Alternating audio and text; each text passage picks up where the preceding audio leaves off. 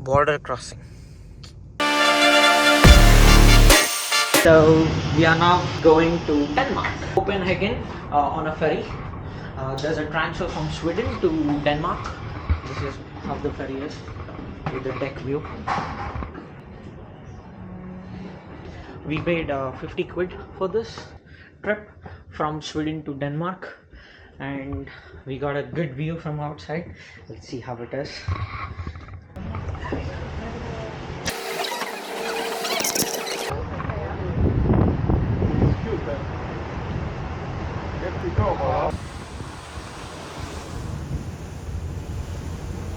So that's Denmark and that's Sweden. So this is how they park the cars, and you just go up if you want, or you can sit back in the car if you want. It's left to you what you want to do.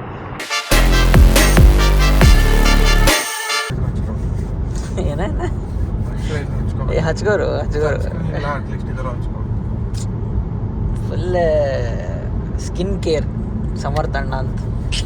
We got to know the history from Denmark, only 1600s, where the King Christian IV, he rebuilt the city. They had a fire emergency and they needed to pull a water hose around the corner. It would get stuck around this type of corner. So after the fires, they built everything with this type of cut out round and corner. The city actually looks more like Amsterdam. The reason being, they hired the architects from Amsterdam to rebuild the city, and it looks more or less like Amsterdam. They built a bit over it. Of course, it burned down in one of the fires like everything else in the city. And then when it got rebuilt, it got used as a hospital. It was a poorhouse as well.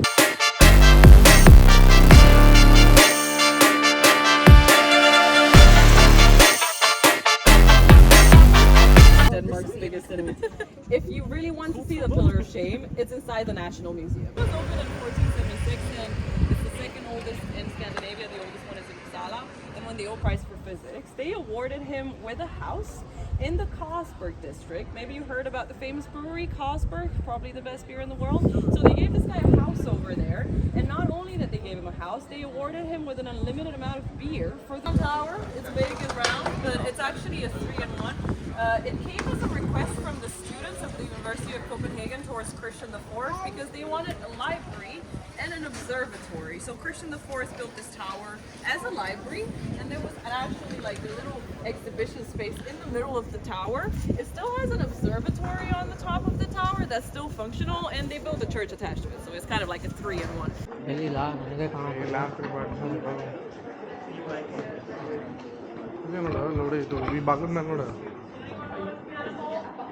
Yeah. In 1800s, the British obviously, as expected, they bombed the place twice, once in 1803, once in 1807. This is the cannonball. ಈ ಬ್ರಿಟಿಷರು ಎಲ್ಲೆಲ್ಲಿ bomb ಹೋಗೋದಿಲ್ಲ ಅಂತ ಎಲ್ಲ ಕಡೆ ಹೋಗದಾರ ಅವನವನು. So they bombarded the city back in 1807 and the city was rebuilt again. ದೇವದ ಮನೆ ಇದ್ದಂಗೆ ಐತಲ್ಲಿ ಅದು. So anyone coming to Denmark, make sure you don't cross the red light. Cross ಮಾಡಿದ್ರಿ, if you are crossing, you will have a fine of 1,000 euros. 1,000 crores, which would come up to 600 crores. So we finished the cheesecake. There's no cheesecake on the plate, but we did love the cheesecake. So the place name is called Berkeley's Saloon Cheesecake and Coffee. Oh, thank you. So this is the area.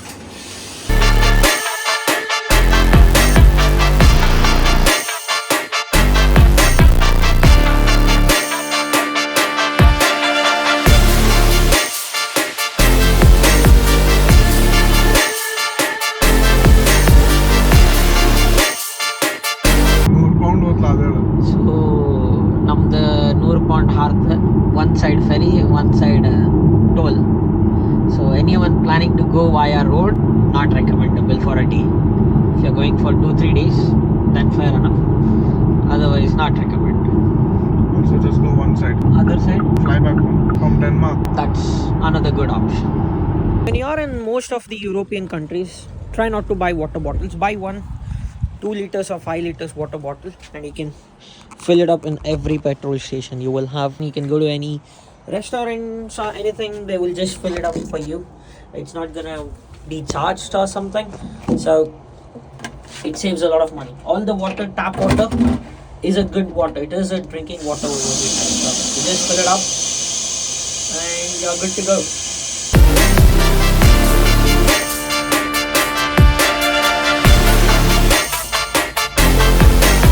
The water tastes good.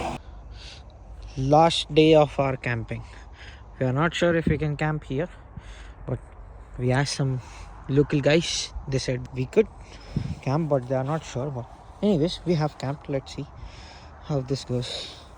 With respect to camping in Sweden, you can camp in any forest area. You can't camp anywhere. Likewise in Norway. In Norway, you can camp anywhere. You have to be 150 meters far from the property. Basically, you can camp anywhere you want. It's not prohibited. And also, you have camping sites. You have campsites, you have resting areas where you can park your car and you can camp. So you can do that. That is what we are doing tonight. I'm really not sure if we can 100% camp over here, but we have camped. Let's see the consequences. We'll see what would go wrong, but I don't think anything would go wrong really. So hoping for the best. Also, if you are in resting area, you will have washrooms which you can use free of cost. They won't charge you anything.